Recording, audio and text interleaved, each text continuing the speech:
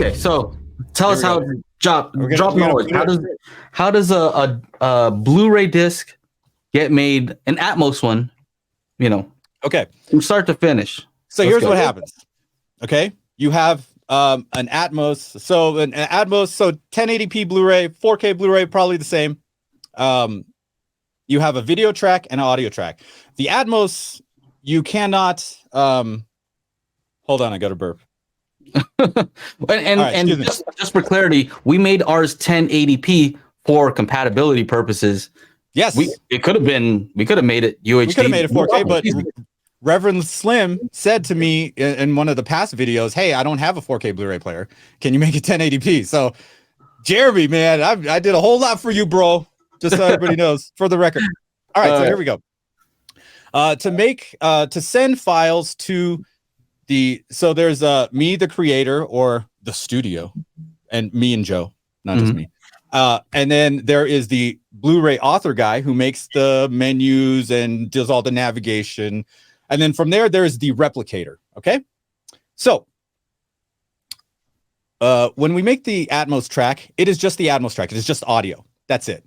It pops out of the software as an ADM BWF. And what that is the Dolby Atmos master file. Now, coincidentally, I can take that ADM and send it to Joe, and he could open it up in the software, and it'll have all the metadata and everything, and he can listen to it in the audio creation software. It's a special software too. It's not just any I can't just open it in QuickTime. No. Yeah. Thanks for the clarification, Joe. Yeah. Okay. So we have that. Now that file, like Joe said, you can't play it in anything, right? And then we have the video file, which will come out of whatever video editing software you guys happen to use, Final Cut Pro, whatever. Those two files need to be merged together. Okay. I think they call it muxing. Mm-hmm. Croson, you can correct me on that. Right. Mux. Right? Uh-huh. So problem is the Dolby Atmos track, the Atmos master file needs to be encoded first to Dolby True HD. I can take it and make it lossy, whatever, but Dolby True HD. And so I encode it as that. And that file also cannot be played anywhere. No software can play it. No hardware can play it. I've tried it. We'll see. What is it? What is his name? Ike says Remux. I think it's just a mux because this is the first time we're doing it, right? This is the first time. So I don't know. Whatever. Mm-hmm. Anyway, it took me a few months. And Joe was like, dude, you need to stop doing this and stop concentrating on this and finally finding this super expensive software that will actually do this process where it combines the audio and video file. So we had 160 tracks that ended up on the Spatial Audio Calibration Toolkit. I had to send 3 files per track. So I sent 480 files to the Blu-ray author. One file was the video file, which had to go through and be encoded to certain specs specifically for a Blu-ray disc. Okay. There's that. And then the Dolby Atmos master file had to be encoded to True HD. And coincidentally, since it's on a Blu-ray disc, if people don't have Atmos, you also have to include the 5.1 Dolby Digital version of the same audio. So you're sending 2 audios and 1 video per track to the Blu-ray author guy. So he comes back with an ISO disk image file, which I tested here. And then it goes to the replicator. So what I'm to believe is that instead of encoding the video to whatever spec the Blu-ray has, the studio is giving Kaleidescape a video that's better quality, higher bit rate, uncompressed, whatever. And then the Dolby Atmos master file, maybe that's not encoded in True HD, and Kaleidescape themselves are putting it together, or the studio is who's putting it together. I want to know I want to know what files I send to Kaleidescape for my product to be on their store.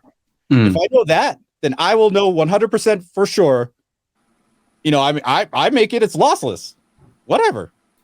tell me what file types I send to them, and then you can dead my questions or confirm my suspicions that if it's this ISO file, that it's the same shit. Okay, so here's the thing.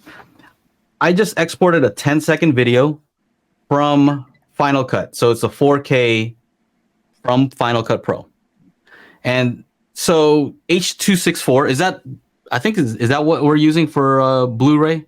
H.264. So already that's a compressed format. That's not, I recorded it, and Final Cut works off of ProRes. So if you want uncompressed, the ProRes file for that. Okay, so here's the uncompressed one. Completely uncompressed video is 10 seconds. All right, so let me give you some file sizes. The file size for the H.264 is 57.3 megabytes. The file size for the ProRes same video is 559 megabytes for 10 seconds. They're not going to get a ProRes file or anything even close to that. Other Aaron's got to go. All right, see you later, Aaron. See y'all later, man. Have a good one. Man. Bye, Aaron. Take it easy. So that's too huge. 10 seconds, right? Imagine a whole movie in that. So it's not going to be that, right? But that is the uncompressed format. And we're not even talking about RAW. RAW is even larger than that. Yeah. So I'm not understanding. I guess I just really don't understand, because what could I provide other than this? Like, even if I upload to YouTube, I upload the H.264, or in my case, I upload a H.265. Now YouTube makes that its own thing. And if I were to download what YouTube makes, now that's probably going to be like 9 megabytes or something. Yeah, like, right? What I do is, if I really want to see how awesome my video is and how awesome it looks, I'll put it on a thumb drive and stick it right into my OLED upstairs and be like, holy crap. And then watch it on YouTube and be like, oh, yeah. Like, there is still a difference, even though it's 4K. Right? Whatever you can tell difference, though. Yes. So that's easy to tell, because I do the same thing. If I export and I put it directly into my Plex server and then I watch it, like, there's a little bit of extra sharpness. There's something where you can tell, like, more depth, little colors pop a little bit more. My nose doesn't look as shiny, like all kinds of stuff, right? So it's just, I guess my question is, dude, we make videos. This is what we do. For somebody to tell me, oh yeah, it's a different quality. Yeah, what we're talking about, it is a better quality, but the file size is like, how much bigger? It's like 20 times. It's like 20 times bigger, if not more.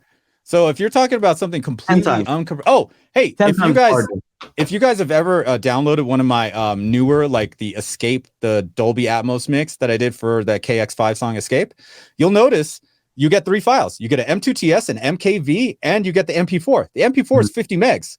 The lossless ones for 3 minutes are 700 megs. And that's only a 1080p video. Once you add a 4K video, it's already like 3 gigs for that, 3 minutes. So I like I said, dude, I walk outside, the grass is green, the sky's blue. Yeah. It's like, we can all agree on that. And if there's a standard that everybody sends to a Blu-ray disc facility to get authored and replicated, it's a standard. Look, man, if they know all the top brass over there at Sony Pictures, Paramount, what are the studios these days? Columbia Pictures, are they still around? I don't even know. I don't even know. Most movies are not shot on 8K and 6K digital cameras. That's the thing, Byron. Some are, most aren't. Most aren't. And most of them don't even have a 4K DI, which is a digital intermediate. So that's what they work in. So they'll be mastered at 2K. A lot of the superhero movies, 2K, digital intermediate, shot on 4K and 5K cameras, sometimes a 6K, but full 8K cameras. Like, just think about the 10-second thing we were just talking about. I'm saying I don't know, Byron. I'm saying I don't know. I'm saying I know what we provided to create a Blu-ray disc, right? So I don't know how much more better quality I could put out, unless, like I said, if they have something else that merges the 2 files together, right? That gives them better quality before they have to I guess, compress the video to the standard of a 4K UHD disc. And that's the only thing I can think of that's happening that would give you better quality. That's the only thing. Now, so then the second question is, who's doing that? Is the studio doing that? Is Kaleidescape doing it themselves? I don't know. But I'm curious to find out, because if it's a huge selling point, man, and if it's not 100% on the up and up, just take that part out. It's an awesome movie player with a fantastic UI. You'll still sell a shit ton, but So what's the typical file size for a movie? Like a Blu-ray rip. You want me to? I can check on my NAS. Because I just got to go to get off my NAS. Because I think what we're saying is H.264. The 10-second video is 10 times smaller than the uncompressed ProRes file that I work off of. So I can record directly into ProRes if I want to keep it in the best possible quality. And I'm sure the studios are definitely doing that, because they're going to color grade all that. Right? Yeah. So they're going to keep it they're probably shooting in RAW, so they can grade, do all kinds of color correction, and you don't lose any quality. And then when they export, they still have to export in the format of H.264, I believe, for Blu-ray or H2s. Yeah, exactly. Or whatever it happens to be.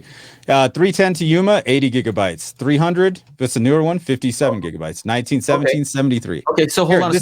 This one, Ambulance, is the entire disc. That's an ISO. That's 89 gigabytes. Okay, so 89 gigs. Now, if what I'm saying is true, if it was like 80, totally uncompressed video format of ProRes, and even ProRes is still somewhat compressed. It's just less compressed. Yeah, it's less compressed. That's 10 times larger. Are the Kaleidescape files 10 times larger? So 800 gigabytes? Yeah. Are they 800 gigabytes?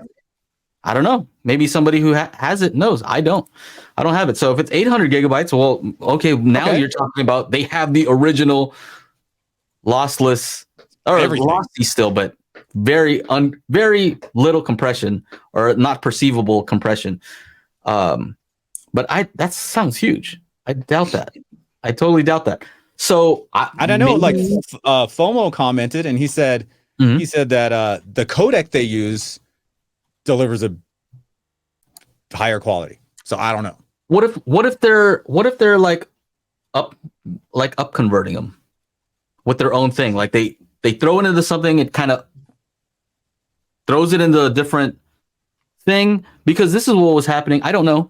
Again, I don't know, but this is kind of what was happening with MoFi, with the records, right? So they would take the original, they'd digitize them, and then they'd clean them up, make them sound even a little bit better. You know what I mean? Enhance them a little bit. Mm-hmm. Maybe that's what happens, and people seem to like it. So this is a funny one. Sorry, Ike. Mm. Don't ask me about color correction. He's brutal. Yeah, that was about the after show. Anyway, okay. So okay. Byron says Barbie was shot in 6.5 on codex files. What does Kscape get? Well, they're not getting the raw version like what Joe was saying. It's going to be like 10 times. They're still getting some sort of compressed version, whatever that version is, and what they do with it. I'm curious. I want to know. I want this spatial audio calibration toolkit on the Kaleidescape store.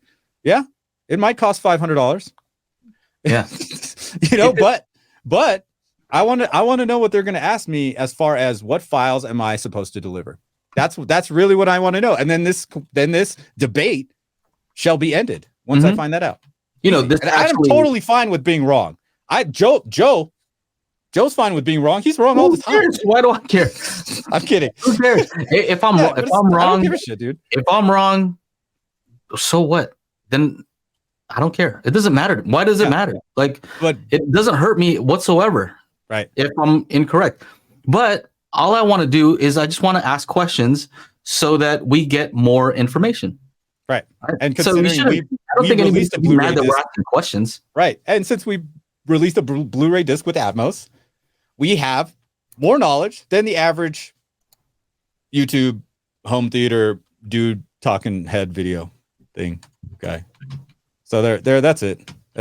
And And it kind of reminds me of this. So this is related to another story. Is MQA Story just time. bought out? Yeah. Oh, I saw that. I saw that. Bought out by Lenbrook. Right? Lenbrook, yeah. So MQA, they would also. I'm not saying that this is what Kaleidescape does. All right, so let's just stop right there. But I would say that what happened with MQA was people started uploading stuff to it and then analyzing what was coming out of it to see if there was the difference that they were, if there was any difference. So it was like, I don't know if it was a guy or a couple people who were uploading their own stuff where they knew what the thing was because they uploaded it.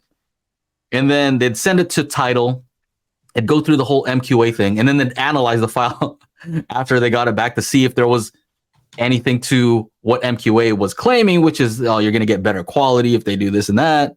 And I think the result was like, it doesn't do like what it doesn't do anything. Like, how is it going to make it better than the original? That doesn't make any sense. Mm-hmm. Yeah. You're going to make it better than the original file that I sent you? Like, how? I was thinking about, making a video about this and saying, look, if I take an MP3 at 192 kilobits per second, burn it onto a CD, put it back into my player, rip it as a wave, is it now magically 44K, 16-bit 4141? Is it? No, it's still the quality of what you started with. Yeah. So if the source is lower quality and you're just like up-resing it for what reason? I don't know. Josh is saying 8 terabyte stores 130 Kaleidescape hybrid ray movies. Okay. And then Anthony Perez says, I asked Google, the Kaleidescape 4K download is 80 gigabytes. Disney's Avengers Infinity War 4K comes on a 66 gigabyte disc. The Kaleidescape 4K download is 86. Okay. Right. But that was because the movie was so long, they actually had to compress it more on the 4K disc. So I understand that. I can get that. Sure.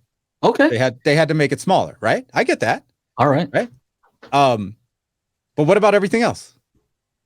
And I don't know. Infinity War comes on a 66 gigabyte disc. Well, the discs they're set sizes. It's a 25 gigabyte is the standard Blu-ray. Blu-ray dual layer is 50 gigabyte, and then the triple layer is 100 gigabytes. So they would have had to use a 100 gigabyte disc on Infinity War anyway. So it doesn't seem to me, because it's a 50 gigabyte disc or a 100 gigabyte disc. So they used a 100 gigabyte disc to deliver a 66 gigabyte movie, I would imagine. They're not just, it's not like an add-on they could just put on later, right? So I don't know. This just adds to more of the confusion and makes me ask more questions, which if I get answers to, great. If I don't, then I'm going to still question what's going on. That's all. Yeah. So, Byron's saying that MQA isn't supposed to make music better. It's supposed to allow high-res audio via low bandwidth, which is, sounds like compression, but I don't know. There's a whole thing about the MQA stuff, and they were kind of like going out for a while, right? They're on their way out. Even Tidal decided to not to use it anymore. Yeah, just use FLAC, right? A format that everybody has used for a long time. I've been ripping CDs to FLAC for years. It's a lossless compression, so even though it is compressed, you're not losing data. Yeah, if you have a wave, you use FLAC, you're not losing any data. Still, well, see, even when I buy tracks from Beatport to DJ, I buy the AIFF. I don't even buy the wave, which is extra, right? You can get the MP3 for like $2, and then it's 75 cents more for the wave or the AIFF. But I choose the AIFF because it actually keeps the metadata of what song it is, who writes it, all that stuff is there, whereas the wave doesn't. But FLAC those file sizes are smaller than wave or AIFF if you rip the same thing. I've done it before, years ago. So here's C Black says Endgame Kaleidescape download is 103 gigabyte. Oh, there you go. While Disney put out a 50 gig disc. So that, to me, that sounds legitimate. That sounds good. Yeah. That sounds like, all right, it's true. For that particular case, if you downloaded the Kaleidescape version, you're getting a better quality. I mean, in this particular case, right? But what is the reasoning for that one? You said is they probably just made a worse quality for Blu-ray because of what do you think? I mean, I don't know. Why are they going to put it on? At a certain point with the studios, they got. Hey, we were talking about beans earlier, right? They're beaning. Yeah. Somebody's counting every little bean, every little cent with a release for a movie, right? Whether it's a theater release or if it's a disc release. So I know how much. So like Joe and I had no idea how much space we were taking up on the Blu-ray disc. And we're just like, okay, we should have everything be like at 2 minutes in length. And I'm like, I don't know, man. How big? We don't know how big anything was going to be until we finally got it back from the Blu-ray author guy. And it was like 16 gigs. And we're like, oh man. And the difference in price to author the disc for 25 gigabytes to 50 gigabytes, there was a big jump. And then replication from a 25 gigabyte disc to a 50 gigabyte disc was also huge. So if you were thinking about going from a 50 gigabyte disc to a 100 gigabyte disc so that the compression is only minimal as opposed to, going from 108 gigabyte movie to a 50 gigabyte movie, it's a huge jump. And if there's somebody counting the beans, they're just like, oh, fuck it. Who cares? Because they don't care. All these studios care about is higher returns for their shareholders. That's it. They could care less about the home theater enthusiast market that wants everything that we want, right? Well, I would like to invite somebody from Kaleidescape to maybe come in, clarify, that's fine, because if it is doing exactly what they're saying it's doing, and just make it clear, right? I'm all about making stuff clear. So if it's only on certain movies, all right, well, that's cool. That's fine.